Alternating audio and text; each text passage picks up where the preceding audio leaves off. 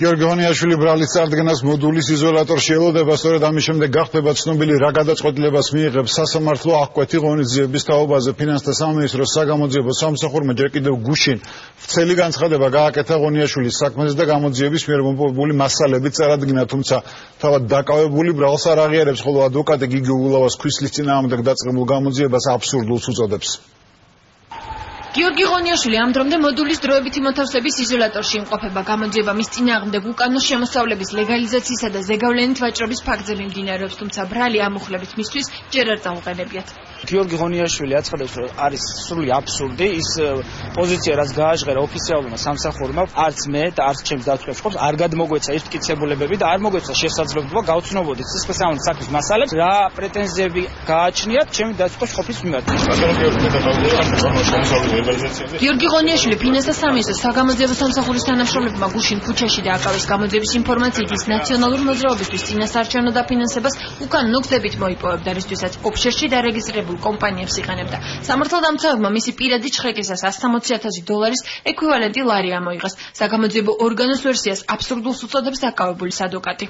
მას არანაირი კავშირი პარტიულ დაფინანსებასთან რა თქმა უნდა არ აქვს და არ შეიძლება ქონოდა და ეს არის მისი პირადი თანხა. ღონიაშვილის საქმეში დავით კეზერაშვილის გვარიც ფიგურირებს. გამოძიების ინფორმაციით კეზერაშვილის კუთვნილებაა ბრიტანეთის ვირჯინიის კუნძულებზე რეგისტრირებული ექსიმუს ჰოლდინგი. საქმის მასალებით ამ კომპანიის იყო ფული, რომელიც ფიქტიური ხელშეკრულებებით საქართველოში ღონიაშვილთან იგზავნებოდა. გამოძიების ინფორმაციით ექსიმუს ჰოლდინგს ასევე ოფშორულ კომპანიასთან, რომლის ფლობელს გუდაურის ქირესორტის დირექტორია, საკონსულტაციო მომსახურებაზე ყალბი ხელშეკრულება ჰქონდა გაფორმებული. ამ საქმესთან კეზერაშვილის გვარის დაკავშირებას პოლიტიკური მოტივით ხსნის მისი ადვოკატი. ძალიან აბსურდულად მიმაჩნია მტკიცება იმისა, რომ რაღაც კომპანია, რომელიც რეგისტრირებული არის ოფშორში, ეკუთვნის მაინც და მაინც კეზერაშვილს. ამას ჭირდება ძალიან ბევრი, ძალიან მყარი და მნიშვნელოვანი მტკიცებულებები. როგორც ჩანს, ხელისუფლებამ გადაწყვიტა, რომ კეზერაშვილის გვარის ხსენება წინასაარჩევნოდ ეს მომგებიანია მათთვის, თორემ სხვა დანარჩენ სამართლებრივ შინაარსს მე ამ საქმეში ვერ ვხედავ. გიორგი ღონიაშვილის საქმის კიდევ ერთი ეპიზოდი მერიისა და გუდაურის ქირესორტის ურთიერთობას ეხება. თბილისის ზღვისნეს ტერიტორია კომპანიას 2011 წლის ივლისში პირდაპირ მიყიდვის წესით გადაეცა. ხელშეკრულების მიხედვით აქ სპორტულ-გამაჯანსაღებელი კომპლექსი უნდა ეშენებინათ. სამშენებლო სამუშაოები ადგილზე არც ახლა მიმდინარეობს. საინვესტიციო ვალდებულებების დარღვევისთვის კომპანია გასულ წელს მერიამ თითქმის 200,000 ლარი დააჯარიმა, თუმცა თანხა არ გადაუხდიათ. გუდაურის ქირესორტს ეს ჯარიმა აპატიეს. საგამოძიებო ორგანოში ამბობენ, რომ საქმის მოგვარებაში კომპანიას გიორგი ღონიაშვილი 50,000 ლარის თანხმად დაეხმარა, რადგან ღონიაშვილის ნათესავი გიგი უგულავა იმ დროს მოქმედი მერი იყო.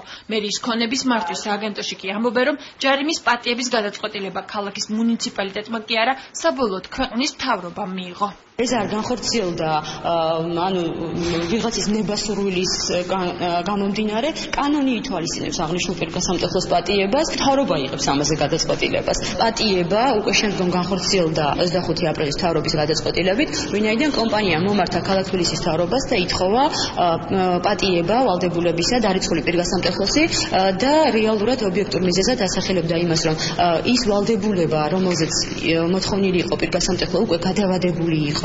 მერიის ამ პოზიციას არ ეთანხმება ფინანსთა სამინისტროს საგამოძიებო სამსახური. უწყებს გავრცელებული განცხადების თანახმად გუდაურის ქირესორტისთვის ჯარიმის გაუქმების გადაწყვეტილება მთავრობას არ მიუღია. ყველა ამ დეტალის განხილვა სავარაუდოდ უკვე სასამართლოში გაგრძელდება. გიორგი ღონიაშვილის აღკვეთ ღონისძიებაზე სასამართლო ბრალის ოფიციალურად წაყენების შემდეგ იმსჯელებს.